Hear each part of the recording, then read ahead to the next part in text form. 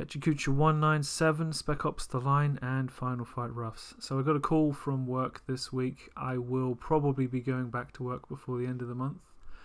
It's still a little bit up in the air, but I'm probably just going to keep doing what I'm doing until I go back to work, and then I imagine there'll be a shift actually to the positive for the amount of work I put out. So something I watch on YouTube is just people playing retro games. So randomly in my queue was Final Fight on the NES.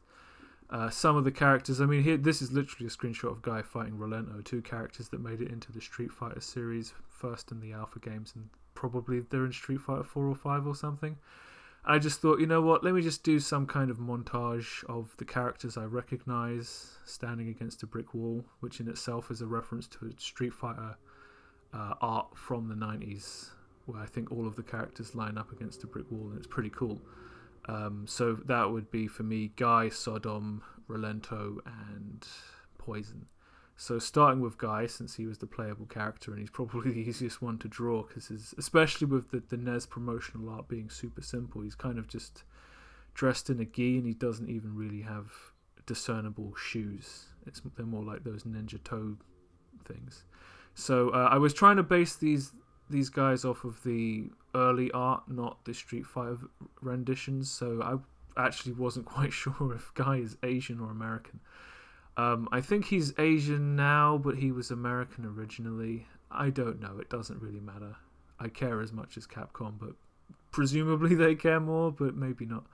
As I was drawing Guy, I was just trying to get that kind of broad-legged, combative stance with the arms folded.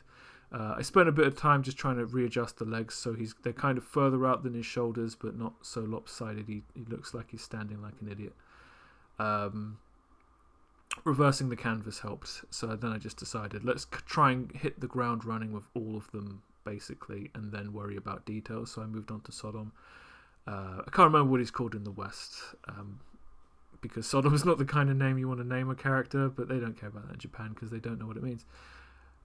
He's an American dude who dresses like a samurai, so he's got this whole samurai helmet, but he also kind of looks like an American football dude.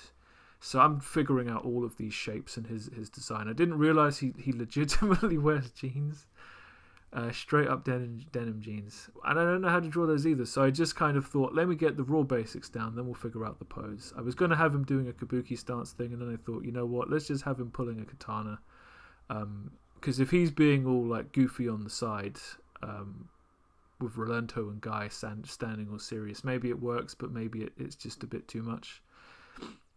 So yeah, more or less moved him where I wanted him to be scale wise as well. And you know, while I'm looking at all this old reference stuff, I'm finding like promotional art for the older games, and this is really the most detailed I want things to get. Like, as you can see, Guy's literally just, he's gone outside wearing socks, right? You know what I mean? I also, while I was looking at Poison, found the sprite list for the game that I originally saw on YouTube. You can only gather as much detail as you can, but it's good to keep that in mind, because that was really the extent of the art direction I was looking for. And in that game, like, Poison's hat sits on her head, not like she's wearing it, like it's actually sitting on her hair, like it could just fall off.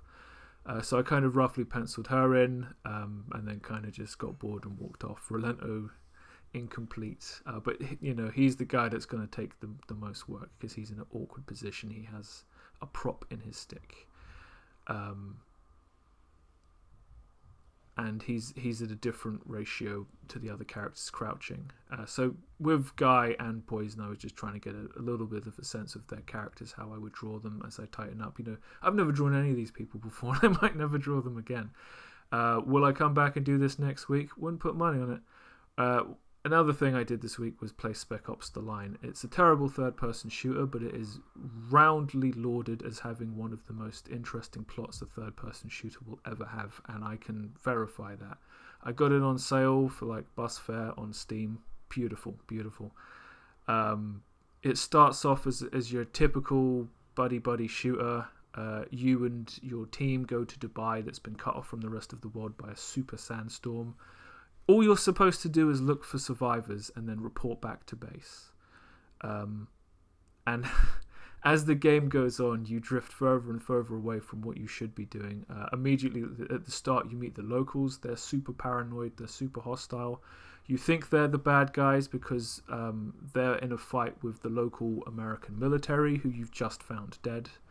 And then you find the local American military, and it turns out they've gone rogue, so now you have to fight them and the locals. And then it turns out the CIA are in town, and right at the start there's a fight between one of the American soldiers, and a CIA guy, and who exactly you're supposed to be rooting for is very unclear. And that's kind of the shape of this game. As the game progresses, everything just gets murkier and murkier. You're forced to make a decision between saving civilians and rescuing a CIA operative who can explain to you what's going on. No matter what you decide to do, everything descends into chaos from this point onwards, as if it wasn't already. But the PTSD really starts showing on the soldiers, and by the end, the main character is a car crash of a human being. You have options in how you resolve this plot, but it is definitely a very intriguing look at the real psychological cost of operating in a very tense military situation. What that legitimately does to people. And then Sad Clown of the Week is The Last of Us 2, because zero punctuation, Yahtzee, and game trailers. Like, so many people are just saying the same thing about this game. I'm like, I don't need to play this. The writing's on the wall. It's got nothing to do with me. Especially since Spec Ops The Line is an example of a game that does the same thing but does it better. Now, Spec Ops The Line is a terrible game, which is why I just recommend watching a Let's Play. You can skip the gameplay experience, but having to make the bad decisions does add value to the plot. But you do also have to sit through 5 hours of crappy third-person shooter if you're going to actually bother to pick it up. Definitely find a way to experience the narrative. It is unique.